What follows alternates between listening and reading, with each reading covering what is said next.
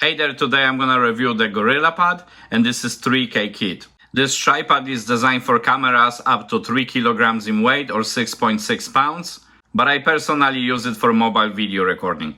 I like the design of this Gorillapod, and especially the red ball head and tripod attachment, as well as the strip on the bottom of the ball head makes it really unique. Inside the box of the Gorillapod you have the standard little instructions, then you have this little holding plastic, and then the Gorillapod itself. Now, as far as using it for the camera, you don't need any other attachment as long as it has the screw hole on the bottom of the camera so you can attach the tripod. However, if you're planning to use it for mobile devices, you're gonna need a tripod mount. One of the best ones I've found is this aastandart tripod mount because it's versatile in size. It can fit many different phones. This is iPhone 7 for example, and as you could see, it has a lot of room. And additionally, you can very quickly adjust it to the portrait mode as well. By the way, I included both links in the description. Keep in mind these are Amazon affiliate links, which means if you decide to purchase any item, I get a referral fee. Now let's go back to the Gorillapod. There is the standard screw on top. When you push this little button, you can just slide it off, then screw it up to the camera or tripod mount. You can tighten it up with this screw and then just put it back on the Gorillapod. The legs of the tripod are obviously flexible, so you can bend them around any object, which makes it very easy to set up in any environment. Then there is adjustment knob for the ball head, and with one little turn,